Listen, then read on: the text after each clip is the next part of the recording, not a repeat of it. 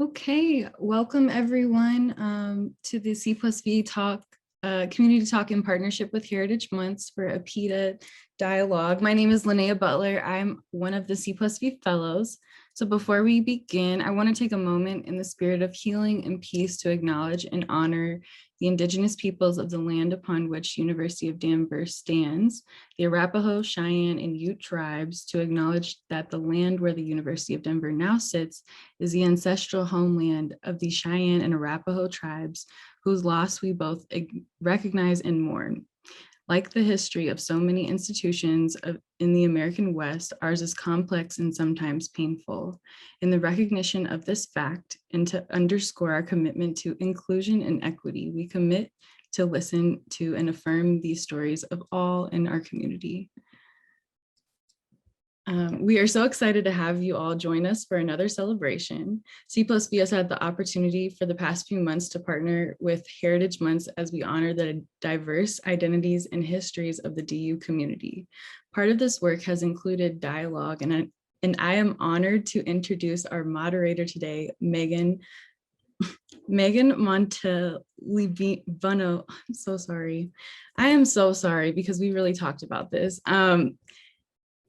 Forgive me, Megan Montalibano Gorman is a doctoral student in DU's higher education program and has earned her master's in philanthropic leadership and her bachelor's in public relations and psychology. As DU's alumni engagement coordinator, she supports alumni programming serving DU's network. She is founder and principal of Teo, a creative DEI consulting firm, and started How Do You Say That, a blog for women of color. Her research and advocacy are dedicated to more inclusive and diverse pedagogy and practice in philanthropy. A proud daughter of immigrants, she loves learning Filipino recipes, spending time with her husband, dog, and cats, and lives in Denver, Colorado. Thank you so much. And don't worry, my name, it took me till second grade to learn how to say my own name, so it is A-okay. But welcome everyone. I am so honored to share this virtual space with you all, to be able to moderate this panel to talk about some really important concepts and topics. And I am so excited to spend time with you all who are attendees and also our panelists. As my introduction said, my name is Megan Montalibano Gorman. I'm the Alumni Engagement Coordinator here at DU. I'm also a doctoral student in the higher ed program and proud daughter of Filipino immigrants. And so those are just a few of the identities I hold, but let's get to know our panelists. So first up, we have Dr. Mike Nguyen. So Dr. Nguyen is an assistant professor at the University of Denver's Morgridge College of Education and faculty affiliate at the Scribner Institute of Public Policy and Interdisciplinary Research Institute for the Study of Inequality, or IRISE. His research examines the benefits and consequences of public policy instruments in expanding or constraining the operations of colleges and universities, with a specific focus on federal diversity initiatives. This agenda falls into two policy strands. One, how the Federal Minority Serving Institution, or MSI program, serves as a vehicle for academic institutions to enhance student success by advancing the political agendas of communities of color. And two, the influence of the judicial branch as a policy-making body in regulating the role of racial diversity at colleges and universities. Additionally, he has written extensively on race-conscious admissions, community colleges, the educational experience of Asian Americans and Pacific Islanders, and equity-based funding models in colleges and universities. Dr. Nguyen aims to better articulate how federal diversity policy can reach its potential and fulfill its promise to address pervasive educational inequities for underrepresented populations and regions within the US. His work has been published in several outlets, including Educational Researcher, the Review of Higher Education, and he has been invited to testify before the California State Assembly's Committee of Higher Education. In addition to his academic work, Dr. Nguyen has extensive professional experience with federal policy, having served as senior staff member in the United States with federal policy, I got lost on the line. I'm now using my line reader to help me. You totally don't have to read the whole thing. I know that's just from my website. I think that's good. It's it's long and it's okay. You're good. Okay, there's a lot of, I'll post the rest in the chat. Also, personally, Dr. Nguyen is my advisor. He has helped me so much in just the short amount of time that we've known each other, encouraging me, pushing me to be the best scholar, being the best practitioner.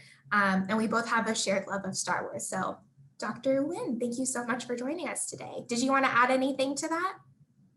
No.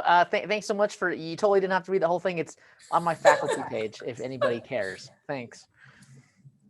Wonderful. So next we have Dong Din. So born and raised in the Pacific Northwest, Dong is a proud Vietnamese American who currently serves as the 4D cohort coordinator for the Chancellor's 4-Dimensional Initiative. He believes in holistic student development and support and currently serves as the advisor for the Asian Student Alliance at DU. Dong has worked in various units and departments at DU, including Students' Rights and Responsibilities, the Office of Diversity, Equity, and Inclusion, and was part of the Community Plus Values Initiative. He is passionate about advocating and supporting the AAPIDA community and has research interests in addressing institutional campus climate and minority serving institutions. Welcome, Dong. Anything you want to add to that? No, thank you for the opportunity to be here, and thank you for moderating, Megan. Of course. Dong also fed me this morning, so thank you for my tea and my snack. I really appreciate you. Next up, we have Vanessa Na, PhD student in Education Studies at the University of California, and she's also a research associate for the National Institute for Transformation and Equity, and also a DU alumna. So Vanessa Na is a premier American doctoral student in the Education Studies at UC San Diego, and serves for the research as a research associate for Knight. Her research aims to understand how communities of color build solidarities and coalitions in effort to create alternative possibilities of relationality in higher education, such as engagement in student activism and racial justice efforts. Vanessa is guided by the philosophy of co-creating knowledge that is accessible, representative of, and relevant to the communities that she serves. She hopes to honor the work of her communities by investing in cultivating liberating and inclusive campus environments for historically minoritized communities. Vanessa has been deeply engaged in national Asian American student organizations for close to a decade, leading her to speak at institutions across the country about student activism and radical love. She has been featured on prominent Asian American media outlets such as American, Project Yellow Dress, Angry Asian Man, Reappropriate, and NBC Asian America. Prior to her doctoral study, she worked within equity and inclusion units, multicultural affairs, student affairs, and public relations. Vanessa received both her MA in higher education and BA in intercultural communications and digital media studies from the University of Denver. Welcome, Vanessa. Anything else you want to add to your bio? No, I was just gonna say my bio makes me sound a lot cooler than I actually am. And at the end of the day, I'm just a Khmer daughter of refugees from Denver, and I'm happy to be here. Well, you are cooler than your bio for sure. There's lots of cool things in there, but don't sell yourself short. And then we have Pulani Tepper. Pulani is a native Hawaiian and Chinese undergraduate student at the University of Denver. She was born and raised in Hawaii on the island of Oahu and graduated from Kamehameha Schools, a college preparatory school that requires Native Hawaiian ancestry to attend. Upon coming to the University of Denver, Pulani was a member of the Excelling Leaders Institute, or ELI, and the Asian Student Alliance. She later went on to serve as treasurer for ASA, Asian Student Alliance, in her sophomore year. In 2019, Pulani founded the Pacific Islander Alliance in the hopes of enriching DU's community, acknowledging the cultural differences between Asian Americans and Pacific Islander identities, and creating space where she could feel seen. In 2019, Pulani became an active member of the Native Student Alliance, NSA, after realizing the parallel experience she shared with the Native American community as an Indigenous woman herself. Today, Pulani remains president of PIA and serves as a secretary of NSA. After graduating, Pulani hopes to continue bringing awareness to her communities through a career in the film industry. Welcome. Hi, thank you so much for having me. I don't have anything to add, but I really appreciate the invite and getting to speak here with all of you. So thank you. I'm excited. Great. I love reading bios because I'm just like, wow, look at this community, look at the work we're doing. And then I look at my bio and I was like, what am I doing? I need to do more. So thank you for encouraging me and just being part of the AAPIDA community. So note that during this webinar, I will be using the term AAPIDA, AAPIDA, which stands for Asian American, Pacific Islander, and Desi American. But please note that this is incomplete and problematic, and we'll hopefully discuss more about that shortly in this panel. I also want to specify that this panel is not representative of the entire AAPIDA community either, despite our best efforts. But we still have some really wonderful folks who are our experts, who are our panelists, and I'm excited to hear a little bit about their experiences and excited to engage with you all. So, all of the panelists, thank you for indulging me in my request, but I asked everyone to bring an artifact, so a picture, an image, an item that represents what it means to you to be part of the AAPIDA community, or the specific identity that is most salient for them. So if it's all right with you, if anyone wants to go first, I can call on someone. Anyone feeling ready to go, ready to share?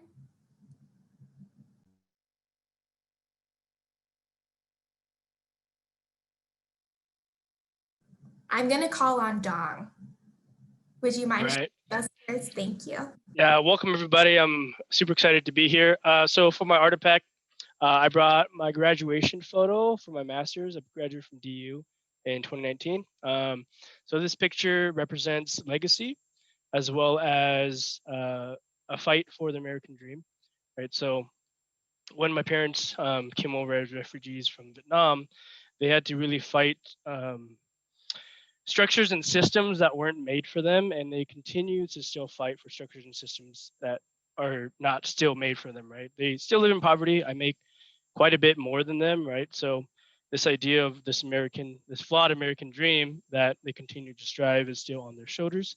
But I bring them with me everywhere I go, just because I stand on their shoulders, and with the legacy of the matriarchal side of my family, women are strong in my side of the family. So my grandma is also with me, right? I'm still living, and aunties, aunts. I bring those because that's part of my identity. My parents, or my mom, came from a small village in central Vietnam in Hue, and then my dad came from Saigon, or Ho Chi Minh City, as you will call it now, in South Vietnam. And so there's stories of how they came to the U.S., right, on foot to Cambodia, through Cambodia to Thailand and the refugee camps, on a boat to Hong Kong, and then after the Hong Kong refugee camps were closed, were sent to the Philippines to learn English before coming to the U.S. So the stories are courageous. Being a refugee, a child of refugee immigrants, it's tough, right? Because we don't understand the nuances of a dual culture, of how our identity is formed, right?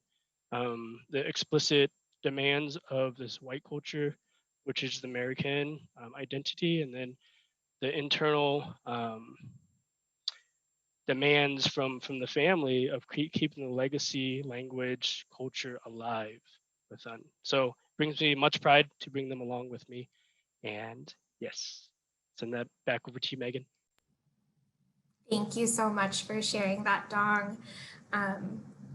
It's a narrative a lot of us, I think, can relate to, right? Like living in that third, fourth, fifth culture, trying to meld it all together and also keep our parents and our family, aunties, moms, grandmas with us. So thank you so much for sharing. Vanessa, would you like to go next?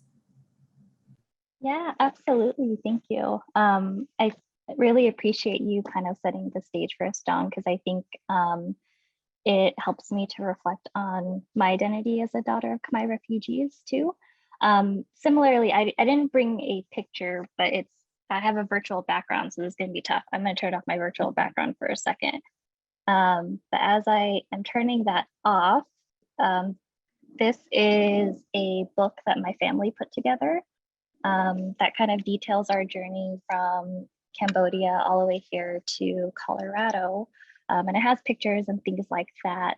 But I think one of the reasons I selected this particular item as an artifact is because a lot of artifacts were destroyed during the Khmer Rouge. Like things couldn't get passed down to us because for a lot of us, like our identities had to get erased, right? A lot of the stories and histories that I have with my family are ones that have been passed down through oral histories. And I think the fact that they even had the capacity to document their time in the refugee camps, their migration to Denver, our experience living in Denver, our experience graduating from Denver public schools, and the beginning, it even details the beginning of our relationship with DU, because my family in total has 7 graduates from DU, including my little brother, my aunts and uncles.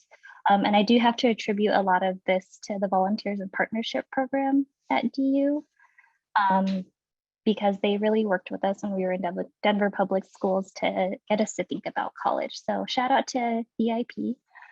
I think additionally, I read this book often when I need to recenter myself. And I think rereading this history over and over again helps me to reflect on coalition building, solidarity, and mutual aid. And although those words aren't explicitly used in this book per se, there are so many examples within it of like neighbors and community members supporting each other and helping each other meet our basic and material needs, right? If you're hungry, like here's food, here's meals for the week, blankets, I got you. Like there's just so many examples of it. And I think in many ways, like this book is just a reminder of the ways I've been guided by ancestors and legacies of women to work towards creating care collectives. And it was like inevitable for me to be the person that I am, to be involved in activism in the way that I am, because my family did. So yeah, important artifact to me, and I hope it's one that I can continue to pass down and add to. That's so wonderful. Thank you for sharing with us, Vanessa, and incredible that there's so much history and legacy documented in that. What a gift that is to you and to future generations to come. Pua, would you like to go next? Okay, yeah, I'll just get started. So I didn't bring like a document. I actually, so I guess being mixed like I am, in Hawaii, it's very common for people to be mixed because we had like sugarcane plantations and we had a lot of immigration. So like my Chinese side has been in Hawaii since the turn of the century. So Hawaii itself has a very like blended culture, and it's like very normal for people to be two things. And so a lot of people wear like, I don't know, like, so I have a jade bracelet, and it's actually my great grandma's, and I got to start wearing it in my sophomore year of college. And I think for me, it became a big thing because it helped me to affirm my identity in a place where like everything was different, you know? So to wear something like that, it was just a good reminder because it's like always on me. And then I also have a Hawaiian bracelet. This is actually my mom's, but she's gonna give it to me eventually. Because we have the same name, but she has to get it fixed. But it's like a gold, I don't know, it's a big thing within like Polynesian culture to have these sorts of like name bracelets. And I think bringing both of them, it speaks to being mixed, because in Hawaii you often hear the clanking of like these bracelets against jade bracelets because a lot of people wear both. And I think that just kind of is a big thing. I like jewelry too, so that's why I was like, oh, I'll bring this. But yeah, it's a big thing that helped me to affirm my identity, and like I don't know, being both. I think coming to Denver was really hard because where I don't know, like the way that I grew up Chinese, it was very different from like mainland Chinese communities. So even that was like a dissonance that I had to deal with. And it was really hard to even have to like choose and pick which sides of myself I wanted to acknowledge in this new community, because it felt like there wasn't enough space for both parts. So I think these two pieces of jewelry it just serves as like a physical reminder to me that like I can look at my arm and be like, oh yeah, like this is who I am, and I don't need to question it or like explain myself to anyone. But it is a very different experience that I've had. And so yeah, it's just I don't know how else to round that out, but it's been like a good reminder to me, and I think it serves as like a big part of my identity, or a good representation, I guess I would say. Yeah. Thank you, Pulani. That's so beautiful. I think the like physical, like I can hear the bracelets clanking, and like the metaphoric like cultures of brushing up against one another, but still coexisting, and beautiful pieces of jewelry. I think that's a really wonderful way that you illustrated your experience. So thank you for that. Dr. Nguyen, would you like to go next? Sure, and it's so nice to hear everyone's stories and connection to their artifacts. Really appreciate it. And I will also say, before I share mine, that there's so much similarity between all of ours, which is really nice. So I want to certainly echo. I have to move my camera because my artifact is actually hanging on my office wall. I've got a lot of stuff, but if you can sort of see it here. That's a picture of that's a picture of my mom and grandparents and aunts and uncles when they first came to the United States as refugees. This is after being in a refugee camp, and so very similar to Dong and Vanessa, but that's them. One of the first photographs of them in the United States. So. An important thing for me to keep in my office and for me to look at regularly, and not to sort of repeat everything that other folks have shared already, but I think what it does for me is, and I look at it often, it's right next to my monitor, is to give a bit of a inspiration, to know about, and also to give purpose for what the type of work that I do as a researcher, as an educator, as a professor. And I think that's really important. It also speaks to the complexity of the AAPIDA experience, right? And how different it is between different ethnic groups or different histories of arriving to the United States as immigrants, as refugees, or in the case of in the Pacific, through imperialism and settler colonialism. So I think that that's important for us to recognize, but at the same time also to share how similar our experiences are in many instances, and so I'll stop there, and I'm sure we're going to get into these topics a little bit more. But thanks for letting us share a little bit about ourselves. Thank you all so much. I really appreciate that vulnerability and storytelling. And being community with one another. I thought it wouldn't be fair if I did not participate in my own homework assignment. And even though I forgot it at home, it's on my Instagram. But this is my artifact. So this is an ultrasound of my baby.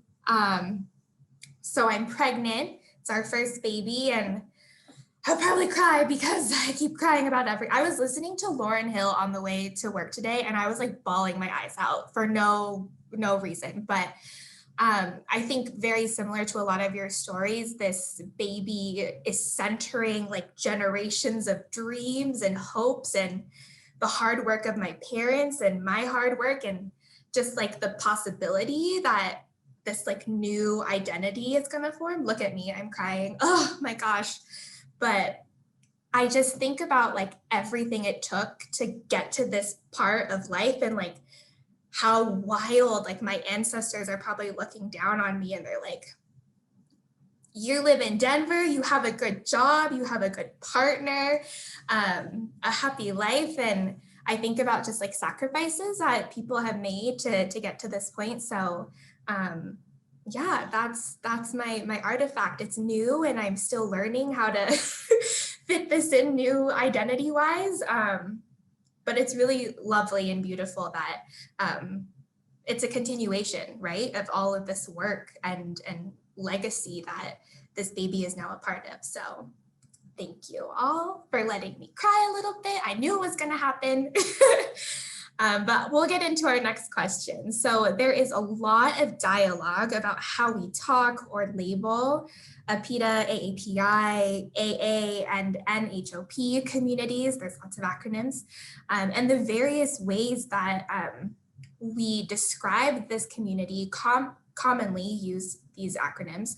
This illustrates some of the nuance and complexity of what it means to be part of the AAPIDA community. So on the topic of language, Mari Matsuda states that this is not an easy political or moral puzzle, but it is precisely in these places where we feel conflicting tugs at heart and of mind that we have more work to do and more knowledge to gain. So it's a big setup for my question, which is essentially, what are your thoughts on the usage of acronyms like AAPIDA? And I'll open the floor to anyone.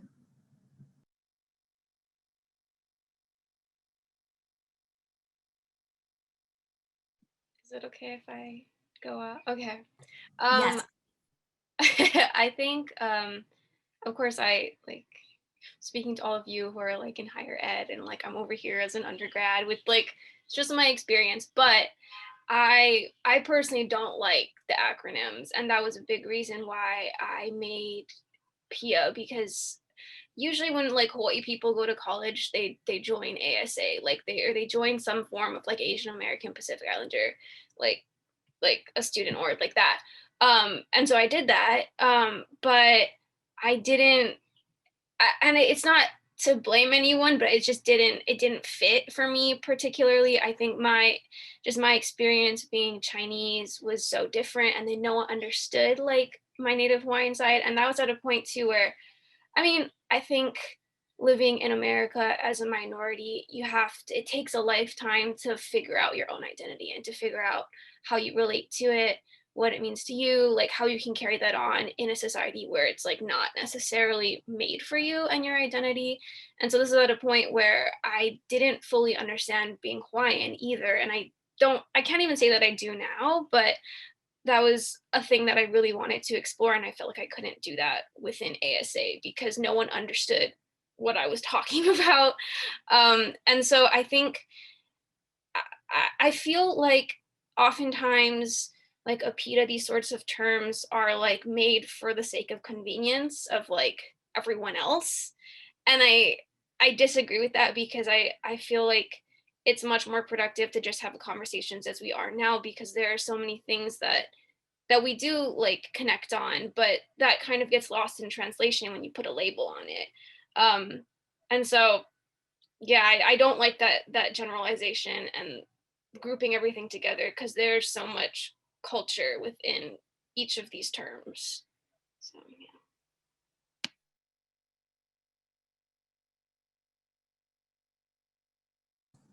The floor is open.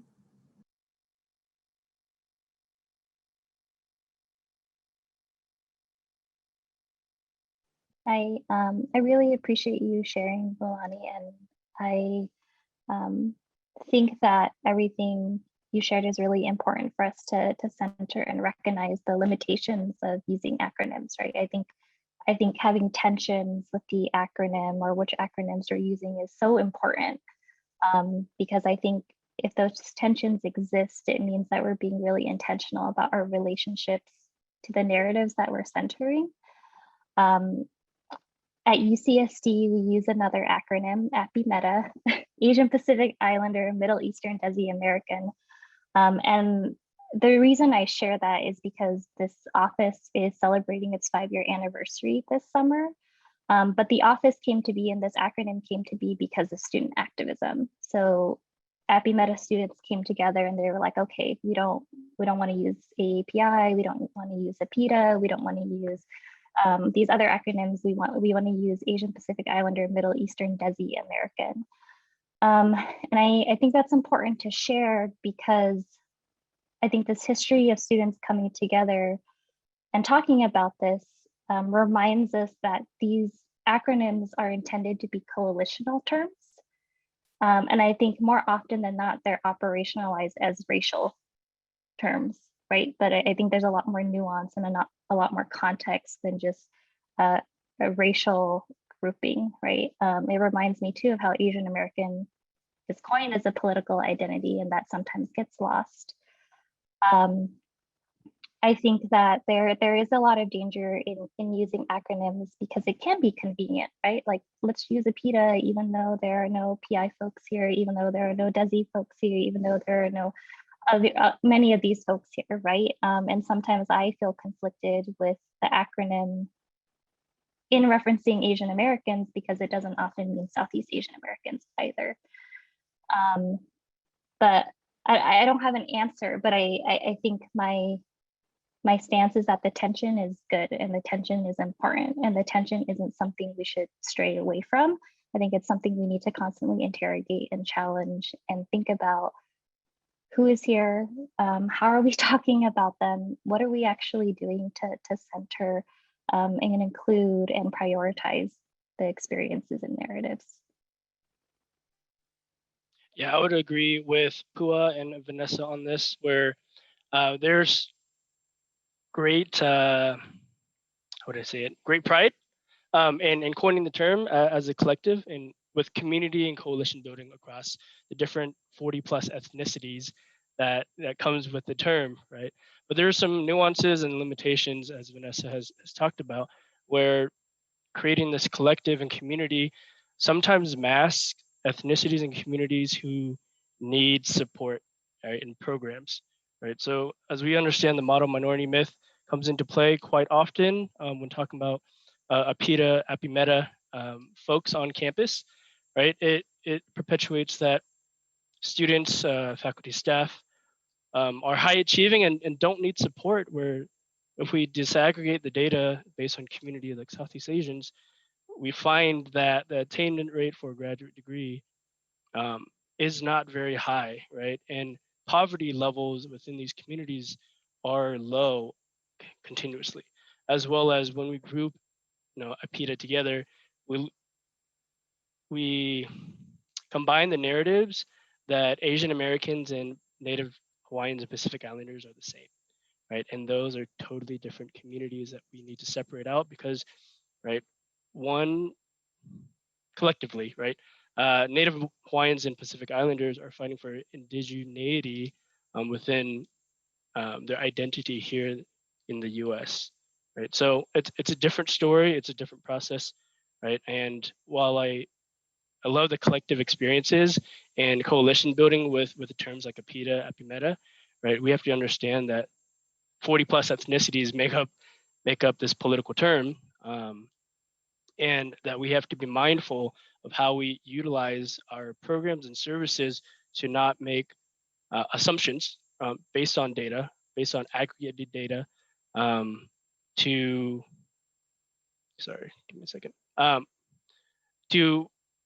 point services and programs that actively support underrepresented communities within the aggregated data.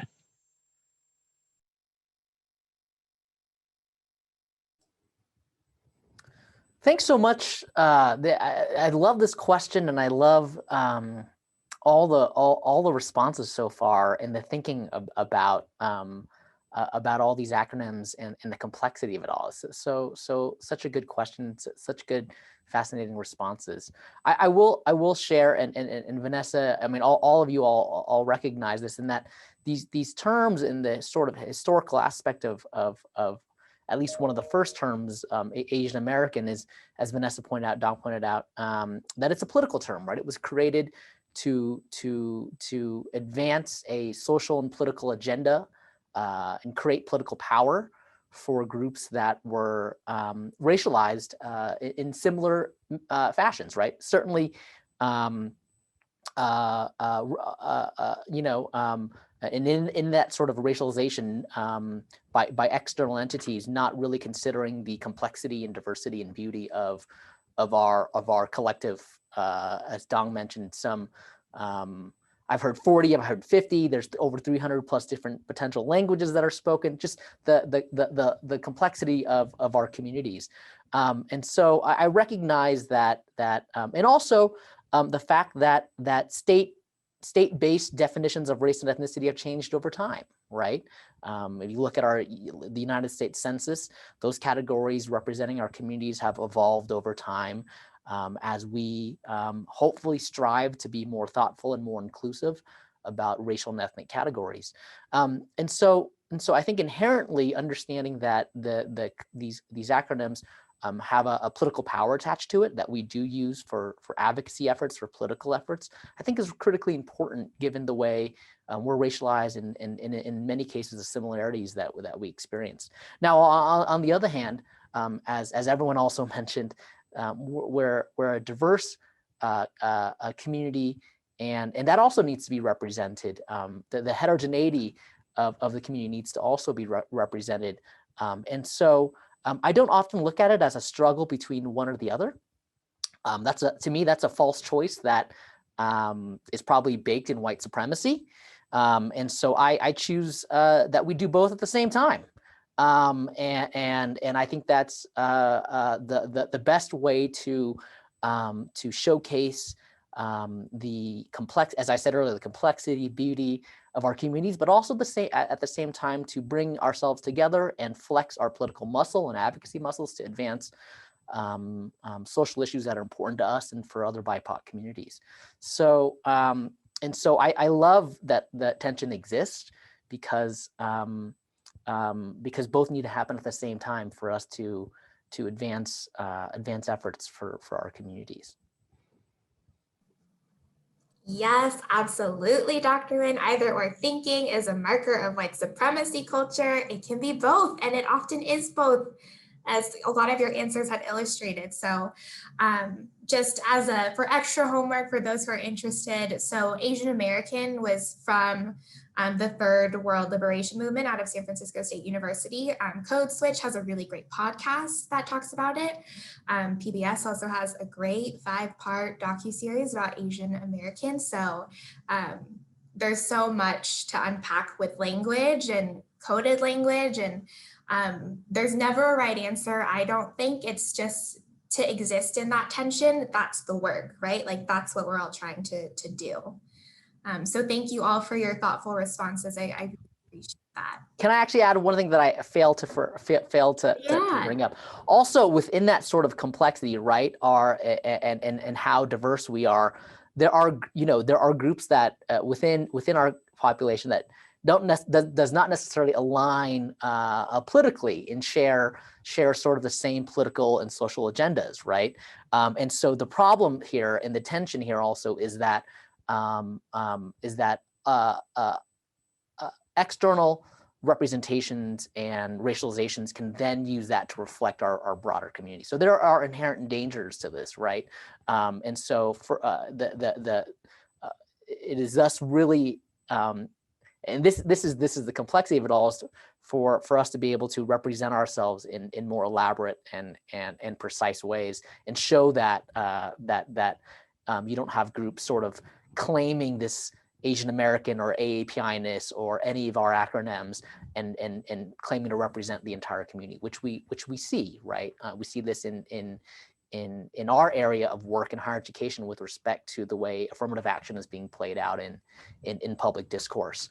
And so for me, at least from my perspective, is at the end of the day, how do we sort of tease all this out? And I think the litmus test really is, at the end of the day, is are these efforts used to advance greater equity and greater democracy, or are they used to restrict and restrict opportunity? So that's sort of the when we try to disentangle these terms or combine them together and work out these tensions. What is the sort of goal, the broader goal at the end of the day? Is it to, and how we use it, is it to create opportunities or to restrict it? So that to me is usually the way I think about it. Thank you, Dr. That's such a helpful framework of just like end game, right? Like what are we really getting at with these words? And I think that really touches beautifully upon the title of this webinar, At Whose Convenience? Who is this for? At whose expense? So that's great. So speaking of tension, cultural identity formation is complicated, and this can be particularly acute for AAPIDA folks when we consider the historical and contemporary xenophobia towards AAPIDA communities.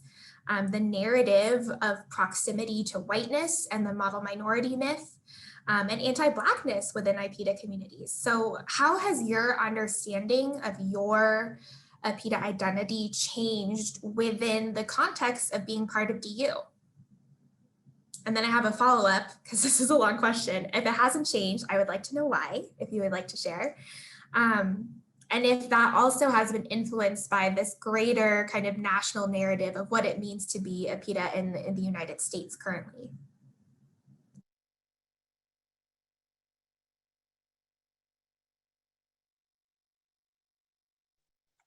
Oh, yeah, I saw this question and I had so many thoughts because my understanding of my Asian American identity and my Khmer identity is so intimately tied to Denver and DU. I spent 6 years as a student at DU. I feel like I grew up on DU's campus. The first time I stepped foot on campus was in elementary school. And in many ways, I knew I was going to end up at DU. And now that I'm in California, I'm realizing, ironically, like I don't know what it means to be Asian American in California, in predominantly Asian American spaces, because I grew up in predominantly white spaces in Denver. To be completely honest, like I have a really complicated relationship with. And I think for many students of color, this probably rings true for them too at a place like DU. I think too, for our communities in a place like DU, like, do we matter outside of the month of May? I don't know. I think as a predominantly white campus, sometimes it felt like I was drowning. I remember my first year when I was a resident in JMAC, and outside of my door, this is before I began to understand my identity as an Asian American person. But a student decided to stop in front of my room and ask another student about the anatomy of Asian women's reproductive system. Oh, and see, now my dogs are angry about it. But they asked that question and I reported it and nothing happened. That student eventually went on to serve on undergraduate student government. The same year, even though I shared a room, I came back to my room and my room had been vandalized, like my side of the room had been vandalized. Other students were getting anonymous, racist, sexist, homophobic messages tucked underneath their doors. We reported this, nothing happened. And all of this was happening in a living and learning community intended for leadership, right? And I could go on and on about all the overt and subtle forms of racism experienced at my 6 years at DU. And I share those because even though they're painful and harmful, they also played an integral role in my critical consciousness and how I came into my student activism. Because I didn't identify as Asian American until college, I'm really grateful that when I experienced these events that I detailed earlier, that the people of color at DU like really showed up. Even though I experienced harm, I also experienced some of the most radical forms of love at DU too. They loved me and I loved them. And I think because of that, I came into my Asian American identity at the same time I was coming into my identity as a woman of color and a person of color. It's funny to hear like ASA come up or the Asian Student Alliance come up because I was co-president in 2000, or I was co-president in 2013, but had been involved my entire time at DU. And at the time, the students in the organization were really informed by political paradigm. And we, as students, also co-constructed and co-led the first ever Asian Pacific American Heritage Month celebration at DU. Like it just didn't exist before that. So it's cool to see institutionalized now in some ways. But while I was doing this stuff with ASA, I was also involved in USG, advocating for more funds for student alliances. I was supporting the Diversity Summit. I co-coordinated the Excelling Leaders Institute. I organized with student alliances to address DU's history of indigenous massacre and erasure and anti-Blackness, and still do so as an alum. And I think because there were so few, and still are so few students of color at DU, there's no way to exist except to be for and with each other. And these are all connected to me. So it's hard for me to separate my identity as an Asian American from all these other spaces, because being Asian American to me means I accept the responsibility of caring for other communities of color. Like it's just so intertwined for me. And if these are actually coalitional identities, then it is such an honor for me to be Asian American, because it allows me to think more expansively about my relationships to other people. And I don't know if DU has changed. From my conversations with current folks at DU, I'm not sure if it really has, right? White supremacy is extremely hard to change. But I do know that I think one consistent thing that has remained at DU is that people of color show up for each other, and people of color love each other, and people of color care for each other.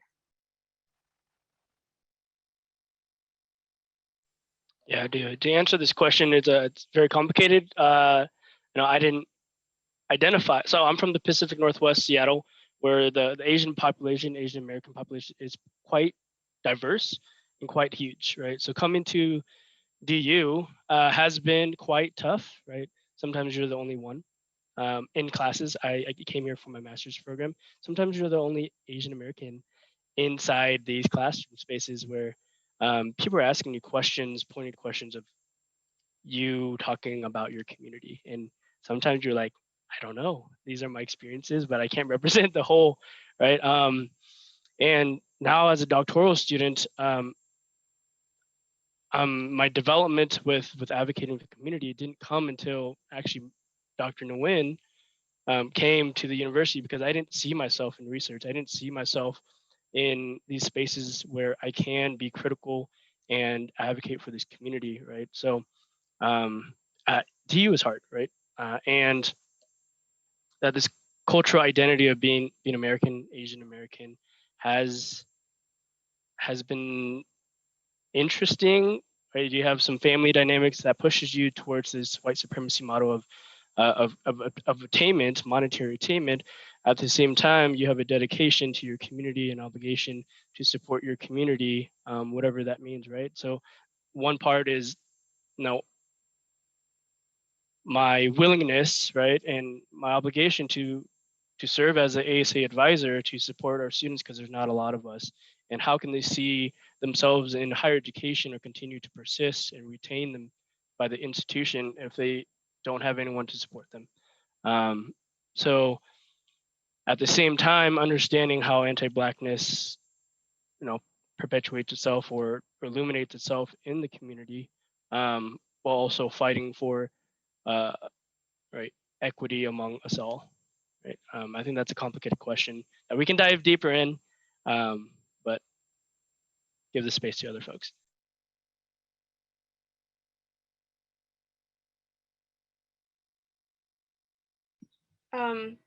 Yeah, I think it's really interesting to hear everybody's experience. Even for the previous question too, because like I don't know the history of how like terms became how they are, but that I wish that were explained, because I feel like those sometimes get co-opted or just used irresponsibly.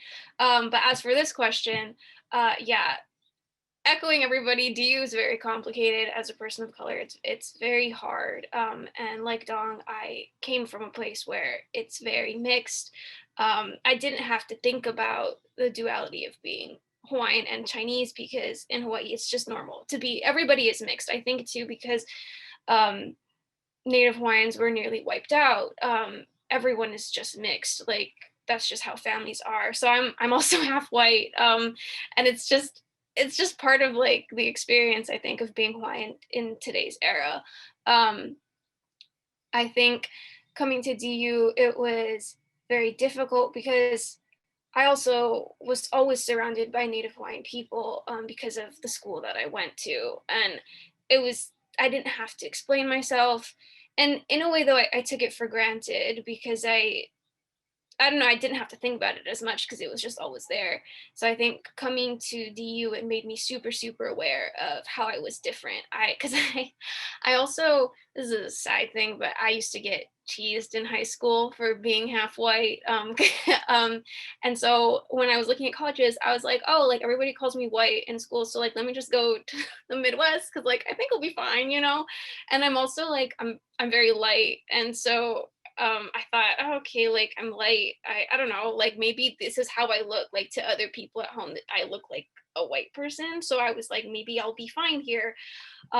Just yeah, that was my, my thinking in high school. But it was hard because not only are you in like a predominantly white institution where I don't relate to any of the culture here, I also had to engage with all these new like minority communities because again, I was surrounded by Native Hawaiians and Chinese or like Asians, but like Asian in a different way because I feel like again, Hawaii has such a blended culture that like the Asian American experience there is very different from the mainland experience. But I mean, we don't have like a big Black community at home. We don't have a big Latinx community at home. So I had to come here and like understand in what ways I like held prejudice or like racism, because just from like, living in America and absorbing whatever you're told like through the media. I had to contend with that. I had to try to understand everyone else and try to understand how I could fit in here. And it was really hard because it was like everything. Like I didn't know anything here.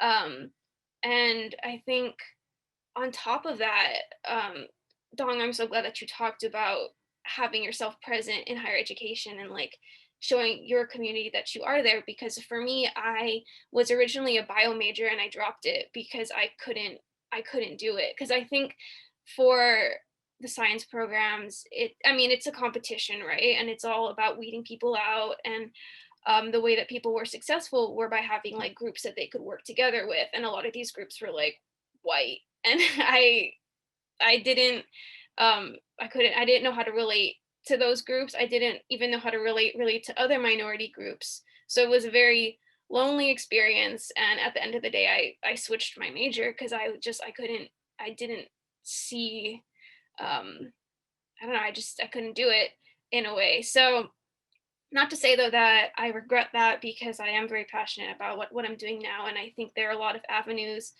through the career choice that I'm trying to make now that I can bring representation to my community. And I think that's really important. I think though DU has been difficult, it did foster in me like a big, like I care about a lot about representation, about my community, um, about how to bring light to the nuances in my community and actually show the experience of being Native Hawaiian and even being Chinese. And I think even, I don't know, like being in DU is a process. So there are so many things that you realize the longer you are here.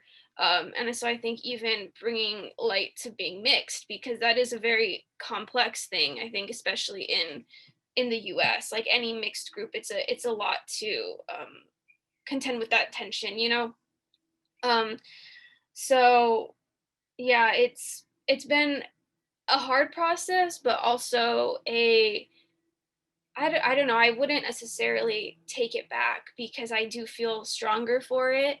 But it was not easy, and sometimes I get sad that I feel like other people are in different places from me because they had the support that I didn't have. But at the end of the day, I just keep going because like that's all you can do, But yeah, it's a mixed bag, I would say. Thanks for sharing that, Pulani. That's not easy to talk about, and so thanks for sharing your experiences. And sorry to hear that it's been so difficult for you. This question in the conversation reminds me of a really good friend of mine, colleague friend of mine, Dr. Jason Chan, who's written extensively about sort of how geographic context matters in the way racialization occurs for our communities, and how it's so different in different parts of the country. So, and how it can change in a lifetime for us just by us moving around. And so I think that's really important, and we can clearly hear it in all these stories. I will add, and maybe it's connected to what I was talking about earlier, which is that maybe one way to deal with the inherent tension in all this is to not sort of have to silo ourselves into one of these identities, but again to enjoy them all and be them all at one time, and that may make the most sense. I know the question was a bit personal, so I'll quickly share. For me, I try to do that. I try to maintain these identities of being Asian American, being Vietnamese American, being Southeast Asian, being a part of a broader coalition of BIPOC communities, all at the same time. And I think it relates to what I mentioned earlier about sort of what my current social and political agenda is, what we're trying to achieve, and what and who we're trying to build solidarity with.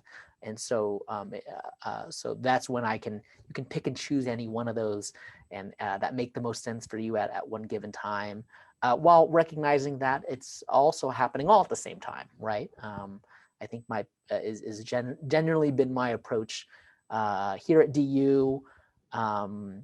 Before coming here to DU, working as a staffer in Congress, I think the end goal sort of always is something that I think about, as well as how to simultaneously build coalitions in that process. Thank you all so much. I really appreciate you sharing that. And I'll share too, like being Asian at DU is hard, but I'm so grateful for the friendship and the support and the literal like nourishment I get from my AAPIDA fam here. Jenny O, Alex Vegeta Brandhorst, Dong. You make it so much better for me and for other people. So I think that's important, that like we have to shed light on these little communities that we're forming for survival, and recognize like, yes, that is wonderful and beautiful and has made me a better scholar, a better human. But there's something structurally off here, right? Like this is still continuing. So I hope administration beyond this webinar is paying attention to AAPIDA voices, and doing the work right alongside with us. So we have 2 minutes left. We have a really great question in the Q&A about CRT and how it's conducive to AAPIDA. I don't know if we'll have time to answer that, but Asian Crit, look into it. It's a good place to start. Maybe we'll try to answer that question, Teresa, via email. But I think that's all we have time for. But thank you to everyone who has joined us today. Just maraming salamat and mahal kita to all of our panelists, to my friends who have tuned in. I think my mom's here too. Hi, Mom. But this has just been a really wonderful healing space for me, and it's been a true joy. So I will pass it over to Linnea. Thank you so much, everyone. And thank you, Megan, for moderating. We just have a couple announcements, and I put some resources in the chat, but our next Heritage Month celebration will be in 2 weeks on May 27th for Jewish Heritage Month. So we will see you all then, and have a great day.